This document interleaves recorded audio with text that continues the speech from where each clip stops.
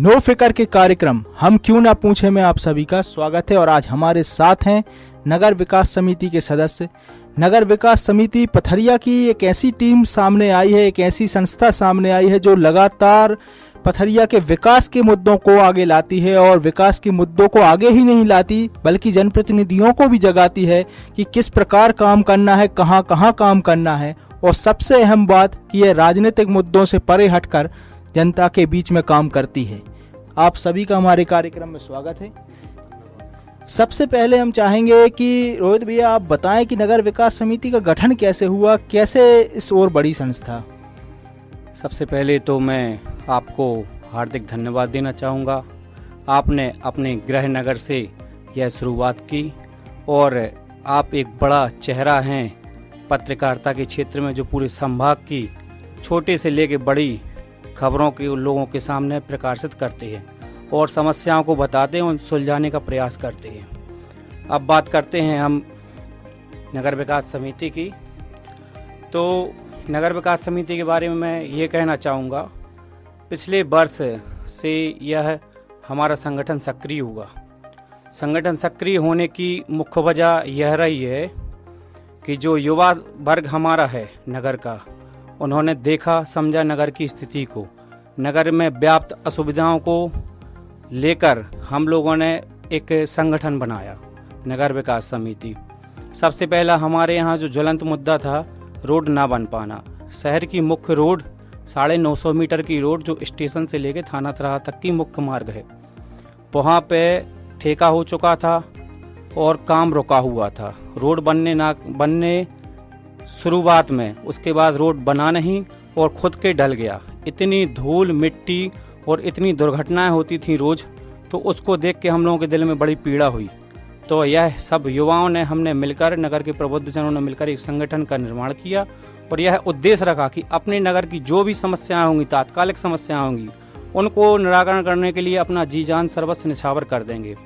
और उसी का परिणाम ये हुआ कि वर्तमान में आज से ही कुछ जो बचा हुआ काम था उसका आज प्रारंभ हो गया। दूसरी बार ठेका हुआ। बड़ी मेहनत से हम लोगों ने धरना प्रदर्शन किए, चक्का जाम किए, रोडों पे आए, सारे मंत्री से लेकर कलेक्टर से लेकर विधायक से लेकर हर जगह हम लोग गए, तब ये काम संपन्न हो पाया।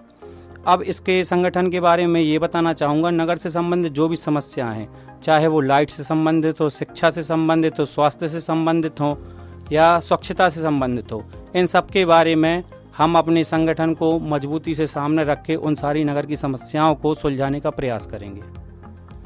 अंकित जी, आपसे जानना चाहेंगे कि जैसे कि नगर में कई ऐसी समस्याएं हैं जिसमें सबसे एक बड़ी समस्या यहाँ पे शिक्षा की देखते हैं, तो शिक्षा के लिए भी केंद्रीय विद्यालय की मांग जैसे की गई आपकी संस्था के द्वारा, तो शिक्षा के स्तर को, पथरिया के शिक्षा के स्तर को कहाँ देखते हैं? राजा भाई, आपका धन्यवाद जो आपने नगर विकास समिति को अपने प्लेटफॉर्म पर मुद्दे उठाने के लिए और उसकी आवाज़ जनता तक पहुंचाने के लिए हमारा समर्थन किया।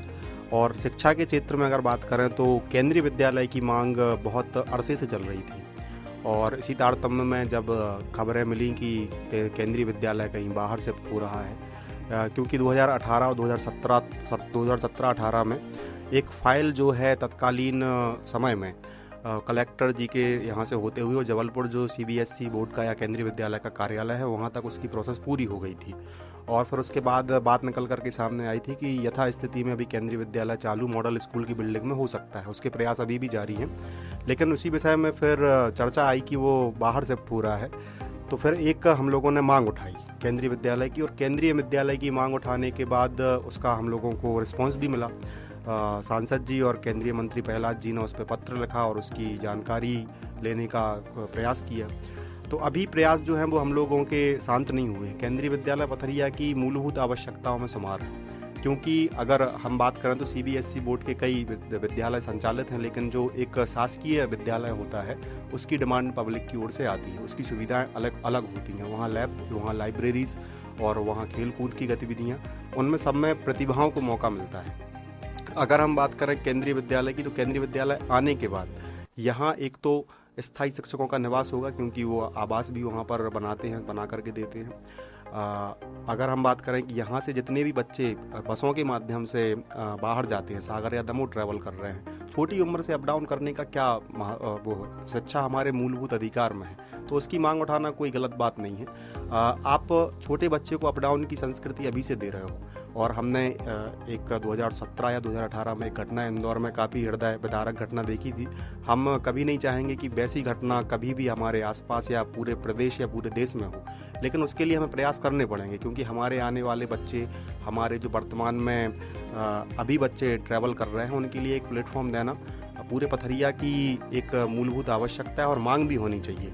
उसमें हम लोगों को समर्थन भी मिला, आसपास के गांव के लोगों ने उसमें समर्थन दिया और अभी भी समर्थन देने के लिए आते हैं। शिक्षा के क्षेत्र में और भी बहुत सी बातें हैं जो, जैसे कि आपने केंद्रीय विद्यालय के लिए माननीय मंत्री प्रहलाद पटेल जी से भी बात की और भी लोगों से इसके लिए मांग रखी, तो क्या रहा इसमें, रिस्पॉन्स क्या मिला उनका? रिस्पॉन्स काफ़ी अच्छा मिला है अभी तक। अगर हम बात करें तो जो प्रशासनिक स्तर पर गतिविधियां हुई हैं वो एक ठीक मानी जा सकती हैं, लेकिन जल्द से जल्द शुरू कराने के लिए अभी लेट लतीफ़ी चल रही है। तो हो सकता है कि बजट की समस्या हो सकता है लोकेशन की प्रॉब्लम हो, लेकिन इस पे अगर निराकरण करने के लिए नेता और प्रशासनिक अधिकारी एकजुट हो जाएंगे तो मुझे लगता है कि अगले सत्र से ये जो है प्रारंभ होने की दिशा में हो सकता है। क्योंकि जैसे जानकारी मुझे मिली थी तो तत्कालीन विधायक लखन भैया ने बताया था कि उसकी बिल्डिंग मॉडल स्कूल में स्वीकृत हो चुकी है और वो चालू होने की दशा में उसके कार्य को आगे बढ़ाने की कोशिश की जा रही है। जैसे कि अभी मॉडल स्कूल भी है पथरिया में, और लेकिन मॉडल स्कूल भी कहीं ना कहीं कहें तो पिछड़ा हुआ है। मॉडल स्कूलों में छात्र नहीं जा रहे हैं अपेक्षा में, उत्कृष्ट विद्यालय या गर्ल्स स्कूल की अपेक्षा में मॉडल स्कूल कहीं ना कहीं पिछड़ा है। तो कैसे उसको आगे लाया जा सकता है कि उसके सुधार लाया जा सकता है? मॉडल स्कूल की एक तो जो लोकेशन है, जो वर्तमान लोकेशन है वो उतनी उचित नहीं कही जा सकती है। अगर वहाँ पर रहवासी शिक्षकों के साथ ही वहाँ पे कोई स्कूल संचालित हो तो उसकी दिशा और दशा दोनों बदल सकते हैं। काफ़ी पर्याप्त वहाँ पर स्पेस डला हुआ है सिद्ध पहाड़ी के नीचे। और अगर एक सुरक्षा की बात आती है, विशेषकर अगर मैं लड़कियों की बात करूँ तो वो लगभग 2 या 3 किलोमीटर बाहर जाने जैसा वो हो जाएगा कि आपको जाना पड़ेगा साइकिल या अपने वाहनों से। सुरक्षा एक बड़ा इशू हो सकता है उसके लिए। और दूसरा वहाँ पे जो है कि अभी जो है आपके शैक्षणिक व्यवस्था में कई स्कूलों से टीचर निकाल करके वहाँ पे अपनी सेवाएं दे रहे हैं। जहाँ तक मुझे जानकारी है कि जो मूल पदस्थापना उनकी होती है वहाँ से उनको मॉडल स्कूल में अटैच कर दिया गया है। तो दूसरा है वहाँ पर ये जो शिक्षकों की कमी है तो वो भी एक बड़ा कारण हो सकता है। दूसरा उसका इंफ्रास्ट्रक्चर, बाहर से बिल्डिंग तो ठीक दिखती है लेकिन उसमें ग्राउंड की फैसिलिटीज़, लाइब्रेरी की फैसिलिटीज़, अन्य जो है बजट की समस्या से अभी वो जूझ रहा है, ऐसी जानकारी है। दीपक भैया, आपसे जानना चाहेंगे कि जैसे कि अभी कुछ ही दिन कहें या कुछ समय पहले ही आप लोगों ने लाइट की बात की कि सड़कों पर स्ट्रीट लाइट के लिए भी मुद्दा उठाया है, स्ट्रीट लाइट का विषय उठाया कि नगर में साफ सफाई के साथ साथ स्ट्रीट लाइट पर भी काम हो, तो इस पे आप क्या सोचते हैं? सबसे पहले तो मैं आपकी न्यूफकर टीम का बहुत बहुत अभिनंदन करना चाहूँगा जो हम युवाओं को अपने मंच दिया और अपनी बात रखने का एक मौका दिया। जैसा कि आपने लाइट का जो स्ट्रीट लाइट जो है लाइट के बारे में पूछा है, तो मैं बताना चाहता हूँ कि जैसे कि अपना जो बंडत गड्ढा तिराहे से लेके चौराहे तक पूरी सड़क उखड़ी डली हुई है और रात के समय में क्या होता है कि लाइटिंग की पर्याप्त व्यवस्था नहीं है और उस सड़क पे लाइट नहीं है। क्या होता है कि गिट्टियों से या गिट्टी वगैरह डली हुई है जगह जगह, उससे गाड़ियाँ स्लिप होती हैं। तो इस कारण से हम लोगों ने सोचा, एक दो बार हम लोग खुद वहाँ पर फिसले, तो इस कारण से हमने सोचा कि हो सकती है रात में ये लाइटें चालू हो जाएं, जिससे कि जो लोगों का गिरना, नीचे गिरते हैं या घटनाएं होती हैं और जो परेशानियां आती हैं उनका निवारण हो सके। और साथ ही साथ आपसे एक और बात जानना चाहेंगे कि जैसे कि जो नगर के युवा हैं इनके रोजगार के विषय में क्या सोचते हैं कि यहाँ पे रोजगार के क्या साधन ला सकते हैं, आपसे भी जानना चाहेंगे और साथ में रोहित भैया से भी जानना चाहेंगे कि यहाँ पे रोजगार के क्या साधन उपलब्ध हो सकते हैं। आपका सवाल बिल्कुल, मैं भी पहले सोच रहा था कि यहाँ आने के पहले कि मैं इस पर थोड़ी सी चर्चा आपसे जरूर करूँगा, पर आपने सवाल पूछा, मुझे ये चीज़ अच्छी लगी और मैं शायद इसको हल करने की कोशिश करूँगा अपने जवाब में। तो रोजगार के बारे में आपने जैसे पूछा है कि जैसे हम सबसे पहला तो अपन मानते हैं कि पथरिया में अगर सबसे बड़ी कोई रोजगार देने वाली चीज़ है या रोजगार जो सबसे बड़ा है वो गल्ला मंडी है। गल्ला मंडी पथरिया की एक बहुत बड़ी आबादी कवर करती है, बहुत बड़ा एरिया कवर करती है। और दूसरी चीज़ यहाँ का जो मार्केट है जो मार्केट यहाँ पर दुकान है वो एक सबसे बड़ा रोजगार है। लेकिन सबसे बड़ी प्रॉब्लम क्या होती है कि प्रॉपर प्रशासनिक सुविधाएं ना मिलने के कारण, जैसे हम आज से 20 साल पहले आप पीछे जाएं तो सबसे ज्यादा बाजार कहाँ चलता था, बरिया बाजार के वहाँ। फिर 10 साल पीछे जाएं तो चौराहे के यहाँ, फिर 5 साल पीछे जाएं तो बंडा गड्ढा के यहाँ, और वर्तमान में स्थिति यह है कि पूरा मार्केट कहाँ चला गया है, फाटक के उस साइड। तो इसके इन तथ्यों को हमें खोजना होगा कि क्यों हम एक स्टेबल मार्केट खड़ा क्यों नहीं कर पा रहे पथरिया, क्यों समय के साथ साथ मार्केट आगे पीछे होता जा रहा है, जिससे जो दुकानदार, जो सिटिंग दुकानदार है, जो बैठे हुए हैं, उनके ऊपर बहुत बड़ा बोझ आ जाता है। तो आपकी क्या राय है इसमें कि कैसे इसमें सुधार लाया जा सकता है? निश्चित तौर पे हमें अपने जो लोग बाहर से आते हैं, जिन गांवों को पथरिया कवर करता है, उनको जगह जगह कुछ ऐसी रोचक चीजें देनी होंगी, देखने लायक चीजें देनी होंगी, ताकि उनका अट्रैक्शन पूरे मार्केट में बने, न कि प्रॉपर एक जगह पे रहे। तो रोहित भैया, आपसे भी जानना चाहेंगे कि एक जैसे कि जैन कम्युनिटी से आप लोग बिलोंग करते हैं, तो जैन कम्युनिटी में एक युवा वर्ग या एक नया लड़का जब आता है तो उसको उतना रोजगार के लिए उतना परेशान नहीं होना पड़ता जितना कि अदर कम्युनिटी को होना पड़ता है। वो कहीं ना कहीं शुरुआत से ही इस माहौल में ढलता है कि वो आसानी से अपने आप के लिए रोजगार बना पाता है, लेकिन अदर कम्युनिटी पथरिया की कहीं ना कहीं अधिक बेरोजगार है। तो कैसे रोजगार लाए जैन कम्युनिटी, कैसे इसमें सफल है और अन्य कम्युनिटी इसमें कहीं ना कहीं असफल हो जाती, तो इसके कुछ टिप्स दें। मैं बताना चाहूँगा, रोजगार के अवसर पैदा करने होंगे हमारे क्षेत्र में। जैसे आपने कहा जैनों का, तो जैनों का लगभग सभी को पता है कि पूरे भारतवर्ष में अधिकतर जैनों का व्यवसाय पारंपरिक है और जो अपने पूर्वजों से उनको प्राप्त होता है। लेकिन वर्तमान में ये दयनीय स्थिति है कि जिनके यहाँ व्यापार नहीं हो रहा, जिनके माता पिता व्यवसाय भाई बहन नहीं करते, और जो शासकीय क्षेत्र में हैं, मतलब जैसे मैं अपनी खुद की व्यक्तिगत बात करता हूँ तो मेरे माता पिता, भाई बहन, भाई लोग सब लोग सरकारी उसमें हैं। अब दर्द मेरा रहा कि अब ये बेरोजगारी ज़्यादा है, पढ़े लिखों को ज़्यादा तवज्जो नहीं मिल रहा है, शासकीय नौकरियों में बड़ी अटकलें हैं, मिलता नहीं है, आरक्षण के कारण हम लोग पिछड़े हुए हैं। तो अब इस बेरोजगारी की दर्द से मैं खुद जूझ रहा हूँ। व्यवसाय जो था, ये न दीपक जी ने बताया कि फाटक उस तरफ पहुँच रहा है, तो जो हमारा बंडा रहा है ये पिछड़ता हुआ जा रहा है और हम लोग व्यवसाय में पिछड़ रहे हैं। तो मैं इसको ये अपने माध्यम से बताना चाहूँगा कि इसको ऐसे कैसे सुलझाया जाए। जैसे सभी के लिए व्यवसाय निर्मित हों, लघु उद्योगों के माध्यम से हों। जो लड़के हमारे यहाँ से बाहर जा रहे हैं, दमोह जा रहे हैं, सागर जा रहे हैं, उनको वहाँ ना जाके यहीं पे कुछ काम रोजगार दिया जाए। एक सबसे बड़ा रोजगार का साधन है हमारे ही पथरिया ब्लॉक में, पथरिया में सबसे ज़्यादा माने पास में नरसिंहगढ़ की मायसेम फैक्ट्री है, हेडलबर्ग की फैक्ट्री है। उसमें मेरे हिसाब से लगभग 3000 लोगों को रोजगार मिलता है, लेकिन 3000 में से मुश्किल से 3 या 4% स्थानीय जिले के उसमें कर्मचारी हैं। वहाँ लोगों का दर्द है, लोगों ने कई बार मुद्दा भी उठाया, लेकिन वहाँ लोकल के लोगों को नहीं लिया जाता है। तो मैं तो यही कहना चाहूँगा कि शासन प्रशासन के माध्यम से, आपके माध्यम से उन तक बात पहुँचे, वहाँ पर कम से कम 50% आरक्षण स्थानीय जिला के युवकों के लिए मिले। उसमें युवतियाँ भी आगे आएँ जो आगे अपनी प्रतिभा को निखार सकती हैं, उनको मौका दिया जाए। क्योंकि हर फील्ड में आज देखें आप तो पढ़ा लिखा लगभग समाज बढ़ता जा रहा है और सभी लोग पढ़े लिखे हैं। जिनका शिक्षा का जैसा स्तर है वहाँ उनको रोजगार दिया जाए। और स्थानीय स्तर पे जो हमारे जनप्रतिनिधि हैं, चाहे वो सांसद जी हों, विधायक जी हों, मंत्री जी हों, हमारे इतने पास में संपन्न सब कुछ है, यहाँ रोजगार के अवसर पैदा किए जाएं। लघु उद्योग या बड़े उद्योगों का यहाँ निर्माण हो, यहाँ हमारे यहाँ उत्पादन हो। खेती का बहुत बड़ा व्यवसाय हमारे इसमें पथरिया में होता है और बहुत बड़ी मंडी है, हमारे पूरे संभाग की सबसे बड़ी मंडी मानी जाए तो सबसे बड़ी मंडी। लेकिन सिर्फ मंडी होती है, हमारे यहाँ से अनाज खरीदा जाता है और दूसरे जिलों में, दूसरे राज्यों में बेचा जाता है। क्यों बेचा जाता है? वहाँ बड़ी बड़ी फैक्ट्रियाँ हैं, यहाँ से क्रय करके वहाँ विक्रय किया जाता।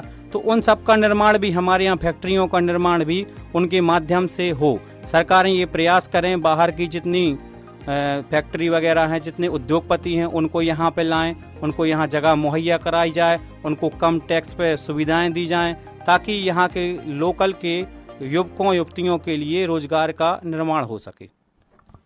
भैया अभिषेक जी, आपसे जानना चाहेंगे कि आपके पिताजी भी नगर परिषद में रहे हैं, पार्षद रहे हैं, तो पथरिया की एक स्वच्छता और पथरिया की सुंदरता के विषय में आप क्या सोचते हैं? कहीं ना कहीं पथरिया अन्य क्षेत्रों की अपेक्षा सुंदरता और स्वच्छता में पीछे है। कागज पे तो यहाँ पे काम होता है, लेकिन जमीनी हकीकत से आप भी अवगत हैं। राजा भैया, आपकी टीम के लिए और आपके लिए मैं बहुत बहुत धन्यवाद देना चाहता हूं, जो आपने नगर विकास समिति के लिए यह मंच दिया, या कहें कि जो बदलाव आ रहे हैं युवाओं द्वारा, उसके मतलब समकक्ष आपने समिति के लिए समझा। इसके लिए आपके लिए बहुत बहुत धन्यवाद। और जहां तक नगर परिषद की बात की जाए तो अच्छा खासा अनुभव है, मतलब हमारे पास बहुत समय से देख भी रहे हैं, सब कुछ सामने भी आ रहा है। लेकिन सुंदरता की बात करी जाए पथरिया में, तो सुंदरता आपने बिल्कुल सही कहा कि मतलब कागजों पे होता है, इसके अलावा और कहीं पे इसका कोई भी कुछ भी देखने नहीं मिलता है। और स्वच्छता को लेकर ना नगर परिषद द्वारा कोई जागरूकता अभियान चलाया जाता है, ना किसी प्रकार का कोई कार्यक्रम होता है। इस टोटल तरीके से माना जाए तो नगर परिषद कोई भी मतलब काम नहीं कर रही है। आप अपने मुख्य नगर के मुख्य चौराहे पे देख लें तो बहुत ही मतलब बताने की किसी को जरूरत नहीं है। नगर के सभी लोग जानते हैं कि कहीं से वो चौराहा नहीं लगता है। तो इसके लिए नगर के युवाओं के लिए आगे आना पड़ेगा और आवाज उठानी पड़ेगी। काम होता है, ये नगर विकास समिति ने करके दिखाया है कि किसी काम के लिए अगर आगे आए तो काम होता है। और नगर विकास समिति के सदस्यों द्वारा और नगर के युवाओं द्वारा नगर विकास समिति को काफी समर्थन मिल रहा है। और तो आगे जो भी इसमें समस्याएं आएंगी सुंदरता को लेकर, स्वच्छता को लेकर, तो नगर विकास समिति उसका बीड़ा उठाएगी। अंकित जी, आपसे जानना चाहेंगे कि जैसे सड़क की बात हुई थी, सड़क के लिए मुद्दा उठाया गया था, तो सड़क अब जो निर्माण कार्य हो रहा है तो इसके लिए फिर से एक बात उठी है कि इसमें नाली नहीं है, इसमें उचित रूप से डिवाइडर नहीं है, पेड़ लगाने के लिए वो व्यवस्था नहीं है, तो इसके विषय में क्या सोचते हैं? और नगर विकास समिति ने जो सड़क का मुद्दा उठाया था और जो सड़क प्रस्तावित है उसमें बीच में शायद आपने देखा होगा बंडा तराहे से लेकर के स्टेशन तक जो सड़क बन चुकी है उसमें तो बीच में एक गैलरी टाइप से छोड़ी गई है 3 फीट की, कि वहाँ पे जो है स्ट्रीट लाइट लगाई जाएगी और गैलरी का निर्माण होगा जहाँ पे पेड़ पौधे लगाए जा सकेंगे। नाली की बात है तो नाली से संबंधित टेंडर की प्रक्रिया की जानकारी नहीं है कि वो उसमें इंक्लूड है कि नहीं है, लेकिन नगर विकास समिति उसमें हस्तक्षेप जरूर करेगी और मांग उठाएगी कि क्योंकि सबसे बड़ी समस्या पूरे नगर में नालियों की है। अगर आप बंडा तराहे से लेकर के सड़क का ढाल देखेंगे तो उसका ढाल दक्षिण की ओर है, और अगर जब बरसात का मौसम आएगा तो वो पानी कहाँ जाएगा? पानी सीधा सीधा जो चौराहे के साइड के घर हैं, जो चंदा चौराहे के से लेके गड़ाकोटा साइड के घर हैं, वहाँ डायरेक्ट जल भराव की समस्या होगी। दूसरी बात, जल भराव की समस्या सिर्फ मुख्य सड़क या मुख्य सड़कों की नहीं है। आप देखेंगे कि आप नगर के 4 बाईपास, जो मैं मानता हूँ कि आप लोहारों की पुलिया से लेकर के बड़ा तालाब तक चले जाओ, एक बहुत अच्छी चौड़ी सड़क है वो 20-25 फीट की। एक शारदा विद्यापीठ के पीछे वाली रास्ता है, एक आपके स्टेशन से लेकर के ये जो तहसील को मिलाती है वो वाला रास्ता, और एक मस्जिद से लेकर के जो शिशु मंदिर और गल्ला बाजार तक जाती है वहाँ तक की। वहाँ के आसपास नालियों की क्या स्थिति है? अगर बनी है तो जल भरा हुआ है या फिर वो लीकेज है, या फिर जो आसपास के घर वाले हैं या जो मैं मालूंगा कि जो अजागरूक हैं या जागरूक नहीं है वो उस पर अतिक्रमण करके उसको चौक कर देते हैं। अगर मैं अपने वार्ड की बात करूं तो वहाँ नालियों के नाम पर मात्र 3-3 इंच की एक पतली नलिका टाइप से निकाल दी है, वो कोई काम की नहीं है। वहाँ पे पॉलीथीन फंस जाए तो वहाँ पे पानी नहीं जाएगा। तो नगर में जल निकासी की व्यवस्था कोई खास नहीं है अभी तक। आपने देखा होगा कि पिछले समय में कितनी बारिश हुई थी और कई लोगों के घरों में 3-3 फीट पानी गया था। एक निजी क्लिनिक में लगभग पीछे के रास्ते से आगे के रास्ते तक पानी भर गया था। तो ऐसी व्यवस्थाएं अगर नगर में हैं तो निश्चित ही नगर के जनप्रतिनिधियों को सोचना पड़ेगा कि अगर आप रोड निर्माण की प्रक्रिया चालू हुई है तो उसका सबसे महत्वपूर्ण पहलू तो नाली है, कि जो अगर नाली नहीं बनेगी तो फिर उसका पानी कहाँ जाएगा।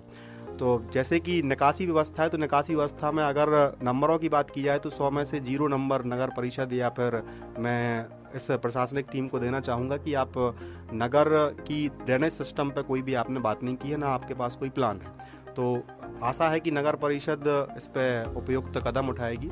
और दूसरी बात कि नगर विकास समिति आने वाले समय में, अभी थोड़ा संक्रमण काल चल रहा है, सभी लोग व्यस्त हैं अपनी खेती बाड़ी के समय में, क्योंकि नगर विकास समिति का दायरा जो है वो सिर्फ नगर तक नहीं है। नगर विकास समिति में कुछ लोग ऐसे जुड़े हैं जो नगर में आकर के अपना व्यवसाय करते हैं, चाहे वो कृषि से संबंधित हों, चाहे वो दूध से संबंधित हों, चाहे वो अन्य प्रोडक्ट बेचने से संबंधित हों। तो कई लोग इसमें समर्थन करेंगे कि नगर की जो रूपरेखा है, नगर की जो सुंदरता है, नगर की जो स्वच्छता है, उस पर हम काम कर सकें। नगर की कैपेसिटी अगर हम आज मान के चलें कि आपकी जनसंख्या 25 से 30 हज़ार है, लेकिन दिन के समय में आप नगर की जनसंख्या को कितना आंकते हैं? हमारे आसपास बांसा है, हमारे आसपास लखरौनी है, बोतराई है, बड़े बड़े गांव हैं, बेरखेरी है। यहाँ से लगभग डेली कम से कम 5 से 10 हज़ार व्यक्ति यहाँ पे व्यवसाय करने के लिए आता है, चाहे जनपद आता हो, चाहे एसडीएम कार्यालय आता हो। तो इन सब का बोझ झेलने की क्षमता अभी नगर में नहीं है। ये नगर के जनप्रतिनिधियों को यहाँ पे जो शासन कर रहे हैं, चाहे वो विधायक हों, चाहे वो सांसद हों, चाहे वो पंचायत स्तर के लोग हों, उनको सभी को समझना पड़ेगा। चाहे जनपद के मैं बोलना चाह रहा हूँ, उन सभी को अपनी अपनी जो उनकी सीमाएं हैं, उनकी जो संपत्तियां हैं, सरकारी संपत्तियां, उनमें बदलाव करना पड़ेगा। नितेश जी, आपसे जानना चाहेंगे कि अभी जो वर्तमान समय में एक और मांग उठाई थी नगर विकास समिति ने रेलवे व्यवस्था के लिए कि यहाँ पे ट्रेनें नहीं रुक रही हैं, यहाँ पे ट्रेनें नहीं रुक रही हैं। माननीय मंत्री जी से भी इसके लिए बात की और एक अनुरोध हुआ कि पथरिया में ट्रेनें रोकी जाएं। इसके विषय में क्या सोचते हैं? दादा भैया, आपका पहले तो सबसे बहुत बहुत धन्यवाद जो आपने नगर विकास समिति को यहाँ आमंत्रित किया, उनका हौसला बढ़ाया। तो आप पूछ रहे हैं रेलवे की, तो आप रोहित भैया गए थे पुल पे, वहाँ जीएम आए थे, उनसे बात की थी तो उन्होंने बोला था 1 अप्रैल से ट्रेनों का स्टॉपेज हो जाएगा। अगर नहीं होगा तो नगर विकास समिति फिर से एक बार ज्ञापन देकर ट्रेनों का स्टॉपेज की मांग करेगी। तो पथरिया का जो यातायात व्यवस्था है, जैसे कि बस रुकने की व्यवस्था है, इसके विषय में क्या सोचते हैं, क्या सुधार किया जा सकता है? पथरिया में बस स्टैंड तो बना है, लेकिन वो नगर के बाहर बना है। नगर में बंदर गड्ढा पर खड़ी होती हैं बसें, और जहाँ चाहे वहीं रुक जाती हैं। वो अभी उनका शुभारंभ भी नहीं हुआ है। दीपक जी, आपसे जानना चाहेंगे कि बस स्टैंड का जो मुद्दा है, बस स्टैंड बना तो तालाब के सामने है, लेकिन बसें अधिकांशतः आपके घर के सामने रुकती हैं। क्या कारण है ऐसा कि आपका पर्सनल बस स्टैंड चल रहा है? हमारे घर के नहीं, लगभग बंडत गड्ढा के यहाँ जितने भी घर और दुकान है, ये सबके लिए, और बंडत गड्ढा ही नहीं, बंडत गड्ढा से चौराहे तक जितने भी घर और जितनी भी दुकान है, ट्रैफिक की समस्या सभी जगह है। कोई भी बड़ा वाहन आता है और लोग कहीं भी पार्क करके उसको, या कोई बस आती है, ट्रैक्टर आते हैं, मोस्टली हार्डवेयर की दुकान है, खाद्य की दुकान है, बीज की दुकान है, मेन मार्केट में है, मेन रूट पर हैं। उस कारण से ट्राली, ट्रैक्टर, ट्रक, 407 पिकअप, बस आती रहती हैं। और ये लोग क्या करते हैं कि अपना सभी दुकान के आगे लगा के चले जाते हैं और मार्केट करने लगते हैं, जिससे ट्रैफिक अव्यवस्थित हो जाता है और बहुत दिक्कत, एक तो दुकानदारों को भी दिक्कत होती है, उसके अलावा जो सड़क से निकलते हैं उनको भी प्रॉब्लम बहुत ज़्यादा होती है। इसके ऊपर प्रशासन को काफ़ी ध्यान देने की ज़रूरत है। अगर एक व्यवस्थित ट्रैफिक होगा तो सहूलियत लोगों को बहुत अच्छी रहेगी। अब आप लोगों से सबसे अहम प्रश्न जानना चाहेंगे कि आगामी समय में जो चुनाव आ रहे हैं, नगर परिषद के चुनाव हैं, उसके अलावा ग्रामीण क्षेत्रों में पंचायतों में चुनाव हैं, तो पंचायतों में जो चुनाव है या नगर परिषद के चुनाव हैं, तो क्या नगर विकास समिति वहां भी कोई भूमिका निभाएगी? अभी फिलहाल नगर विकास समिति ने चुनाव को लेकर इस तरह की कोई रणनीति नहीं बनाई है, क्योंकि नगर विकास समिति का जो गठन हुआ था वो राजनीति से ऊपर उठ के हुआ था। और हम लोगों का जो मकसद है वो यह मकसद था कि हम किसी भी वोटर को इफेक्ट ना करें कि वो किसके साइड जाए। हमारा मकसद सिर्फ नगर के विकास को लेकर आगे बढ़ना है। नगर के विकास के लिए प्रतिबद्ध है नगर विकास समिति, लेकिन हम लोग अपने सुझाव जरूर रखें। जैसे कि हम पिछले कुछ समय से लगातार देख रहे हैं कि जब भी चुनाव आते हैं, मोस्टली जैसे हम किसी पंचायत चुनाव को ले लें या वार्ड मेंबर पार्षद का चुनाव ले लें, तो एक सरपंच 10 लाख रुपए खर्च कर देता है। तो मैं तो सिर्फ यही अपील करूंगा, जो भी जनता है, जो भी लोग हैं, कि जो लोग पैसे खर्च करके धनबल से या दारू का भी इस्तेमाल बहुत ज़्यादा होता है, इन सब चीज़ों को लेकर वोटर को अट्रैक्ट करता है, इनसे हमें दूर रहना है, इनके अपोजिट हमें जाना है। उसका मेन कारण ये है कि अगर जो लोग पैसे खर्च करके राजनीति में आएंगे, एक तो वो इन्वेस्ट कर रहे हैं, वो इन्वेस्ट करेंगे तो वो कमाई करेंगे, फिर वो विकास कार्यों में उतनी रुचि नहीं दिखाएंगे। दूसरी बात, जैसे जैसे राजनीति में धनबल बढ़ेगा, वैसे वैसे ईमानदार आदमी राजनीति से निकलता जाएगा, बाहर होता जाएगा। तो मैं तो फिर आपके इस चैनल के माध्यम से सभी लोगों से अनुरोध करता हूँ कि उस कैंडिडेट, चाहे वो पंचायत का हो, चाहे वो वार्ड मेंबर का हो, नगर पालिका, नगर विधायक, कोई भी हो, उस व्यक्ति को चुने जो पैसा खर्च ना करे। अगर वो पैसा खर्च नहीं करेगा तो निश्चित ही वो अपने विकास पर, क्षेत्र के विकास पर ध्यान देगा और एक अच्छी राजनीति की शुरुआत जो आजकल हमें देखने नहीं मिल रही है, उसकी एक अच्छी शुरुआत होगी। अभिषेक जी, आपसे जानना चाहेंगे कि जो आप पथरिया में महाविद्यालय देखते हैं, यहाँ पे माधवराव सप्रे महाविद्यालय में, तो इसके विकास के विषय में आप क्या सोचते हैं कि कहीं ना कहीं पथरिया का जो युवा छात्र है वो या तो सागर जाता है या दमोह जाता है, अधिकांशतः छात्र बाहर जा रहा है, तो इसके विषय में क्या सोचते हैं? बहुत अच्छा सवाल किया भैया आपने। जहाँ तक अपने महाविद्यालय की बात है तो यहाँ पे कोर्स कम हैं, इस वजह से यहाँ के मतलब आसपास के गांव के पथरिया के छात्र बाहर पढ़ने के लिए मजबूर हैं। और जनप्रतिनिधियों के लिए इस बात का ख्याल भी रखना चाहिए कि ज़्यादा से ज़्यादा कोर्स यहाँ पे आएँ, जिस वजह से यहाँ के युवा वर्ग के लिए बाहर जाने से बचें और यहाँ पे रहकर अपनी शिक्षा दीक्षा कर सकें। और जैसे कि कोर्स आएंगे तो उसके लिए बिल्डिंग की आवश्यकता भी पड़ेगी, तो जनप्रतिनिधियों के लिए यह बात ऊपर उठानी चाहिए कि यहाँ पे महाविद्यालय है तो इसमें कोर्स भी बढ़ाए जाएं और बिल्डिंग की व्यवस्था भी हो उसके लिए। आप जैसे अंकित जी शिक्षा से जुड़े हुए हैं, शिक्षा के क्षेत्र में काम भी कर रहे हैं, कोचिंग क्लास भी चला रहे हैं, तो पथरिया का कहीं ना कहीं एक युवा वर्ग प्रतियोगी परीक्षा में कहीं ना कहीं पीछे रह जाता है। हम सुनते हैं कि 4 साल से हम तैयारी कर रहे हैं, 7 साल से तैयारी कर रहे हैं, लेकिन रिजल्ट्स वैसे नहीं आते। कई ऐसे भी छात्र हैं जो सागर अप डाउन करते हैं, दमोह अप डाउन करते हैं, लेकिन वैसे रिजल्ट्स नहीं आते। क्या कारण है, उसमें कैसे सुधार लाया जा सकता? राजा भैया, बहुत अच्छा प्रश्न उठाया आपने। मैं इस प्रश्न में थोड़ा सा लंबा बोल सकता हूँ। चूँकि पथरिया में अगर हम बात करें शिक्षा व्यवस्था की, तो सबसे पहले आप जो यहाँ के जो बच्चे हैं, महाविद्यालय में अगर आप जा रहे हैं पढ़ने के लिए, तो आपको महाविद्यालय पर विश्वास होना चाहिए।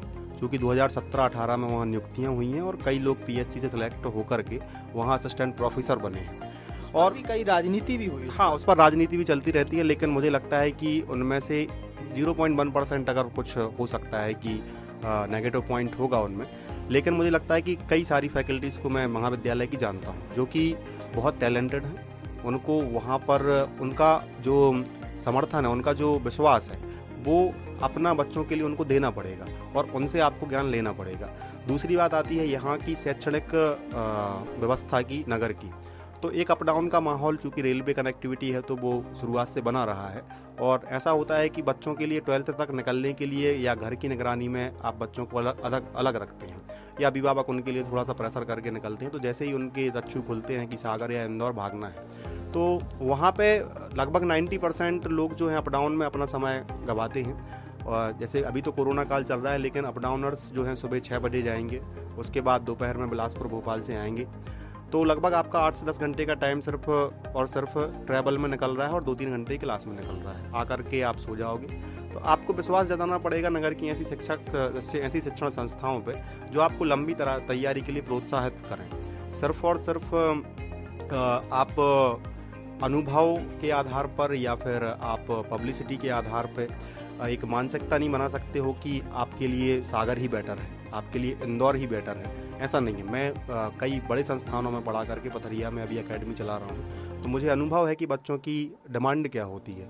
डिलीवर करना एक टीचर का एक अच्छा मकसद होता है कि वो अपने बच्चे को ज़्यादा से ज़्यादा दे सके। तो आपको नगर के जो आसपास के आपका कार्यक्रम बहुत से लोग देखते हैं, तो मैं उनसे यह आग्रह करना चाहूँगा कि आप अपने बच्चों पर विश्वास करें और पथरिया में महाविद्यालय पर विश्वास करें, शिक्षण संस्थाओं पर विश्वास करें कि आपको जो ऐसी सुविधाएं देने के लिए हम बाध्य हैं, प्रतिबद्ध हैं, कि जो आपके लिए इंदौर में भी नहीं मिल रही हैं। डिजिटल क्लासेस के फॉर्म में हम आपको पढ़ाने के लिए प्रयास कर रहे हैं। तो आपके लिए नगर में एक माहौल बनाना पड़ेगा। मैं एक छोटी सी स्टोरी बताता हूँ। कोटा में जो बच्चे तैयारी करते हैं उनने अक्सर सुना हुआ होता है कि वहाँ पे जो एक कोचिंग क्लासेस है, जो अभी मेडिकल की सबसे बड़ी कोचिंग क्लासेस है, वो मात्र 2 बच्चों से शुरू हुई थी और आज वो मेडिकल में सिर्फ 3 लाख बच्चों को कोचिंग दे रही है, आईआईटी के 2 लाख बच्चों को कोचिंग दे रही है। तो हम पथरिया के लिए कोचिंग हब या पथरिया के लिए एक नए रूप में नहीं ले जा सकते?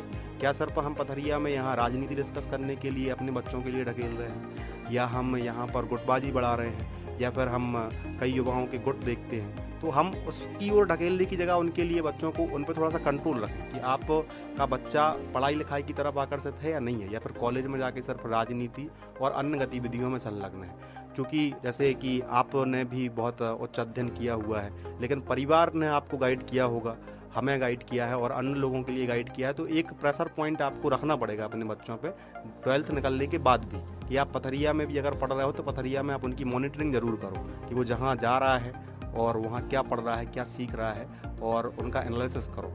आप जिस इंस्टीट्यूट में उसके लिए भेज रहे हो उसके अभिभावक से बात करो कि उसकी ग्रोथ रेट क्या है। जो व्यवस्थाएं आप बड़े शहरों में देखते हो वो हम यहाँ देने के लिए तैयार हैं। तो नगर का माहौल बदलने के लिए, क्षेत्र का माहौल बदलने के लिए आप सभी को आगे आना पड़ेगा और विश्वास जताना पड़ेगा। रोहित भैया, आपसे जानना चाहेंगे कि जैसे शिक्षा की बात हुई तो अब सबसे अहम यहाँ पे चिकित्सा व्यवस्था कहीं ना कहीं पथरिया की बहुत सबसे कमज़ोर कही जा सकती है कि पथरिया में अगर कोई व्यक्ति बीमार होता है तो दमू सागर भागना पड़ता है। तो ये स्थिति क्यों है कि यहाँ पे कहीं ना कहीं एक विश्वास नहीं दिख पाता है, या फिर कहें अशिक्षित डॉक्टरों के पास ज़्यादा लोग विश्वास जता देते हैं? ऐसी स्थिति क्यों है पथरिया में? क्या विश्वास? जिले में सबसे फेमस तहसील पथरिया तो है सभी कार्यों के लिए, आपको पता ही है, और इसी में सबसे पिछड़ा हुआ है हमारा स्वास्थ्य का स्तर। स्वास्थ्य की व्यवस्थाएं देखी जाएं तो हमारे यहाँ पर अधिकतर आप देखते हैं कि लोग छोटी सी लेके कोई भी समस्या हो स्वास्थ्य संबंधी उनके लिए बाहर ही जाता है। क्यों चयन करता है कि हमारे यहाँ पर बड़े चिकित्सक जो रहते हैं MBBS, MD वगैरह, MS वगैरह, वो यहाँ पर है नहीं है, बहुत ही कम। और यहाँ पर देखा जाए सबसे बड़ी कमी हमारे यहाँ तो अभी हमारे इस सामुदायिक स्वास्थ्य केंद्र में एक भी महिला चिकित्सक है ही नहीं है। अब सबसे ज़्यादा अधिकतर आपको पता है कि बीमारियाँ होती महिलाओं में, बच्चियों में, तो उनके लिए तो बाहर तो जाना ही पड़ता है, यहाँ तो कोई ऑप्शन है ही नहीं है। और भी आप प्राइवेट में देखें जो उसके डॉक्टर हैं या कुछ भी हैं, मतलब जो सिर्फ कागजी डिग्रियां लेके प्रैक्टिस कर रहे हैं, इन पे भी कोई नियंत्रण नहीं है। इन पे नियंत्रण इसलिए नहीं है कि ये सब ऊपर उनका सब कुछ जाता है तो नीचे के स्तर से उनकी कोई कार्रवाई होती नहीं। बार बार मांग भी उठाई जाती है, एक बार हम लोगों ने भी मांग उठाई थी, लेकिन कोई स्तर का सुधार होता ही नहीं है। हमारे यहाँ के जो मुख्य चिकित्सक अधिकारी रहते हैं उनका भी कोई ध्यान नहीं जाता। बाहर से जितने भी डॉक्टर हैं सब बाहर से आते हैं यहाँ पे, अपना टाइम जितना रहता है सेवा का वो देते हैं फिर चले जाते हैं। इस वजह से अब ये तो क्या है, बीमारियों का किसी का निर्धारण होता नहीं है कि कोई 12 बजे बीमार हो या 4 बजे या रात में 2 बजे, कभी भी बीमारी बता के नहीं आती है। तो अब जब चिकित्सक उपलब्ध ही नहीं रहते, लोगों को बाहर जाना पड़ता है। और आप व्यवस्थाओं के नाम पे कहें तो हमारे यहाँ पर सबसे पिछड़ा हुआ दमोह जिला में कहा जाए तो पथरिया का सामुदायिक स्वास्थ्य केंद्र है। यहाँ पे ब्लड डोनेट करने की कोई व्यवस्था नहीं है, कोई भी बड़ी मशीनरी है, कुछ भी कोई भी आता है उनको समझ में नहीं आता, भैया जिला चिकित्सालय ले जाएं आप, मतलब उपचार करना ही नहीं चाहते। यहाँ पे अच्छे डॉक्टर जब तक नहीं आएंगे, आपने देखा कि अधिकतर डॉक्टर ऐसे हैं कि जो सालों से जमे हुए हैं, जो नए डॉक्टर हैं उनको जिनको रुचि है उसमें वो भी यहाँ पे नहीं आ पाते। क्योंकि इसलिए नहीं आ पाते कि राजनीति बहुत हावी है यहाँ पर, राजनीति वाले लोग रहते हैं, उनको सब ले दे के यहाँ पे स्थायी वो रहते हैं, नए लोगों को कोई चांस ही नहीं मिलता। जो नई सेवाओं से आए हैं MBBS करके तो वो चाहते हैं कि हम अपना एक अच्छा कार्य क्षेत्र बना, अच्छी सेवाएं दें, लेकिन उन लोगों को अवसर मिलता ही नहीं है। बड़ी बड़ी जगह पहुँचा दिया जाता है, दमोह सागर, भोपाल वगैरह। अब यहाँ पर डॉक्टर है नहीं, जो हैं तो सालों से है तो वो करना नहीं चाहते हैं। और जो प्राइवेट में आप देख रहे होंगे जितने मरीज हैं उनसे लगभग 25% उनमें डॉक्टर भी हो गए हैं आजकल की स्थिति में, सही कहा जाए तो। गली गली में आप देखेंगे तो हर 2-4 डॉक्टर आपको मिल ही जाएंगे, जिसने कहीं पे कंपाउंड्री की 4-5 साल, 2-3 साल, तो वहाँ पे आप देखते हैं कि वो अपना क्लिनिक खोल के बैठ जाते हैं और उनका सब ऊपर मोटा कमीशन जाता है। स्वास्थ्य के बारे में कहा जाए तो आपके परिवार का नाम सबसे मजबूती से लिया जाता है। कई वर्षों से आप पारंपरिक चिकित्सक आपके परिवार के लोग रहे हैं, आपके पापा जी रहे हैं, जो पथरिया की नब्ज पहचानते हैं, उनको भी प्रेफरेंस नहीं दिया, कहीं ना कहीं उनको भी पीछे हटाने का सोचा है शासकीय चिकित्सकों ने, और जो नए आ रहे हैं उनसे ले दे के, क्योंकि स्वाभिमानी रहे हैं, उनका उतना वो रहा नहीं है, और जो रहते हैं जो ले दे के तो वो आगे आ जाते हैं। तो इन पर यदि जिला चिकित्सक हैं या हमारे जो मंत्री नेता जनप्रतिनिधि हैं उन पर कोई कार्रवाई नहीं करते हैं तो स्वास्थ्य का स्तर और भी बढ़ता जाएगा। आप देखते हैं कि अधिकतर रहता है कि छोटे बच्चों का इलाज के लिए कोई भी डॉक्टर उपलब्ध है ही नहीं है, और आपने इसके पहले केस देखे होंगे कि गलत इंजेक्शन लगने से बच्चे की मौत हो गई है, कुछ भी होगा, लेकिन उनके क्लिनिक आज भी उससे ज्यादा गति से आज चल रहे हैं। लोग जा रहे हैं, बाकायदा मेडिकल लेते हैं, पास में खुद का मेडिकल है और सेवाएं दे रहे हैं, जबकि वो योग्यता रखते ही नहीं हैं। आयुर्वेदिक के जो डॉक्टर हैं वो एलोपैथिक का इलाज कर रहे हैं, होम्योपैथिक के डॉक्टर हैं वो भी एलोपैथिक का इलाज कर रहे हैं। आसपास की व्यवस्थाएं देखी जाएं तो हमारे बड़े बड़े सामुदायिक केंद्र जैसे बांसा में है, सतपारा में ये है, सतगुआ में है, तो आप देख सकते हैं वहाँ छोटे से लेके बड़े डॉक्टर भी नहीं हैं, जो थोड़े बहुत सीखा ना सो किया उनको पहुंचा दिया जाता है। तो ऐसे में स्वास्थ्य का स्तर गिरेगा ही, और स्तर ऐसे ही गिरता रहा तो ये दिन दूर नहीं है कि पथरिया में लोग सिर दर्द भी होगा तो पथरिया से दमोह या सागर जाएंगे। अब नीतेश जी आपसे जानेंगे कि आप पत्रकारिता क्षेत्र से भी जुड़े रहे हैं, कई दिनों तक आपने पत्रकारिता लगातार सक्रिय रूप से की है, तो आपसे जानना चाहेंगे कि पथरिया क्षेत्र में पत्रकारिता के स्तर को कैसे बढ़ाया जा सकता है, कैसे इसको आगे लाया जा सकता है? दादा भैया, पथरिया में पत्रकारिता के उसमें सब अपने अपने मन के चलत हैं, कोई कहीं जा रहा, कोई कहीं जा रहा है, इनने हमारे लिए आमंत्रित नहीं किया, हम वहाँ नहीं जाएंगे, ऐसा चलता है। पथरिया में पत्रकारिता बहुत नीचे स्तर पर है, हर जगह के पत्रकार एक्टिव रहते हैं, यहाँ पर वो ही कहेंगे कि हमें नहीं बुलाया, हम वहाँ नहीं जाएंगे, वहाँ ऐसा है, वहाँ ऐसा है, इसलिए पथरिया कभी आगे नहीं बढ़ सकती पत्रकारिता में। तो कैसे पत्रकारिता सुधार कैसे लाया जा सकता है? सुधार तो संगठन एक साथ चलता ही नहीं, कभी कोई कहीं जा रहा है, कोई कहीं जा रहा है, एक साथ वो कभी नहीं हो सकती। पथरिया में सुधार कैसे भी नहीं हो सकता। दीपक जी, काफी चेहरे में स्माइल है आपकी, इस पे आपके क्या विचार हैं? हमेशा लोग कहते हैं चेहरे पे स्माइल रहनी चाहिए, जिससे व्यक्ति को अच्छा लगता है और ऊर्जा मिलती है। शायद यही कारण है कि चेहरे पे हमेशा स्माइल। इस मुद्दे पर आप, इस विषय पे क्या सोचते हैं कि पत्रकारिता को कैसे सुधारा जा सकता है पथरिया की? सबसे पहले तो मैं पथरिया की पत्रकारिता को डिफाइन करने की कोशिश करूंगा। पथरिया में जो पत्रकारिता हो रही है वो पक्ष और विपक्ष की हो रही है। इसके अलावा तो हमें पत्रकारिता नजर ही नहीं आती। कुछ पत्रकार पक्ष के, सरकार पक्ष के हैं, कुछ विपक्ष के हैं। तो मैं तो यही चाहूँगा कि अगर पत्रकार अपने स्वाभिमान से और अपने ज़मीर के साथ पत्रकारिता करे तो निश्चित ही एक अच्छा भविष्य पत्रकारिता में पथरिया में क्या हर जगह है। अगर उन विकास के मुद्दों को लेके, लोगों की ज़रूरतों को लेके काम किया जाए, ज़मीनी हकीकत को दर्शाया जाए, तो पत्रकारिता ही वो मार्ग है, वो आवाज़ है जो एक राष्ट्र, एक प्रदेश, एक गांव, एक नगर को मजबूत कर सकती है, सुंदर बना सकती है और लोगों की समस्याओं को एक पटल पर रख के उसका निराकरण कर सकती है। और पुलिस व्यवस्था के बारे में क्या सोचते हैं? पथरिया की जो पुलिस व्यवस्था है कि पथरिया में हम सुनते हैं अवैध शराब बिक रही है, जुआ खेल रहा है, सट्टा बढ़ रहा है, इसके विषय में आप क्या सोचते हैं? इसमें कैसे सुधार लाया जा सकता है?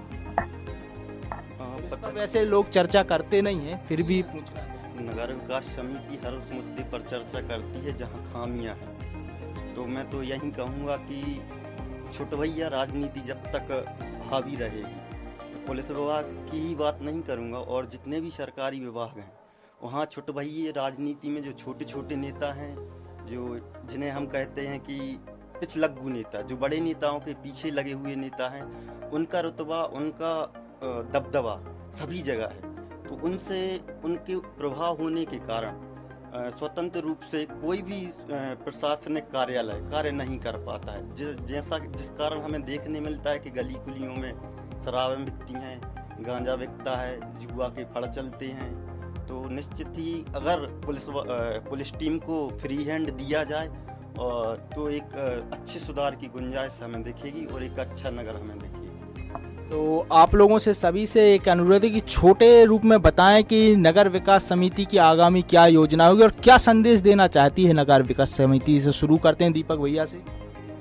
जैसा कि मैं अभी एक नगर विकास समिति के बीच में अपनी एक बात रखने, कुछ दिन में जब भी मीटिंग होती तो एक बात रखता कि हम जगह जगह देख रहे हैं कि कोचिंग सेंटर चलते हैं, कोचिंग चलती हैं, तो 300 रुपये, 400 रुपये, 500 रुपये महीने पर स्टूडेंट की फीस होती है पहली क्लास से लेकर 5वीं क्लास तक। तो हम लोग प्लानिंग करेंगे कि जो गरीब बच्चे हैं, जिन वार्डों में गरीब बच्चे हैं, वहाँ पर हम लोग फ्री कोचिंग लगाएं। और जैसे ज़रूरी नहीं है कि वहाँ शिक्षक ही पढ़ाने जाए, भाई जैसे हम हैं तो हम जानते हैं कि हम पहली से 5वीं तक बच्चों को पढ़ा लेंगे, तो हम 1 घंटे का टाइम वहाँ दे सकते हैं। रामा भाई हैं, रोहित भाई हैं, अंकित भाई तो प्रोफेशनल टीचर हैं ही, तो ऐसा कुछ करके एक ग्रुप बना के निश्चित तौर पर एक सबसे बड़ी ख्वाहिश है कि जो जहाँ शिक्षा नहीं पहुँच, क्योंकि आज हमारे सरकारी स्कूलों के हालात ये हैं कि वहाँ सिर्फ डिग्रियाँ ही मिल रही हैं, मीन्स कागज़ ही मिल रहे हैं आपको, लेकिन शिक्षा के नाम पर वहाँ कुछ नहीं है। तो जो गरीब तबके के बच्चे हैं, जो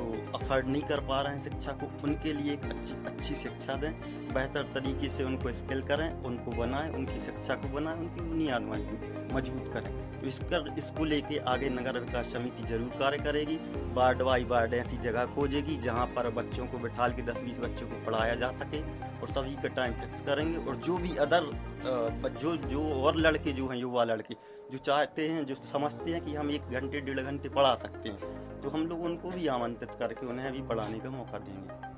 नितेश जी, आपसे जानना चाहेंगे कि शायद आप टीम के सबसे युवा सदस्य हैं, तो जो युवा वर्ग है, युवा वर्ग के लिए क्या संदेश देना चाहेंगे नगर विकास समिति की ओर से? युवा वर्ग की बात कहें तो युवा वर्ग काफ़ी जुनून में रहता है हर कार्य करने के लिए।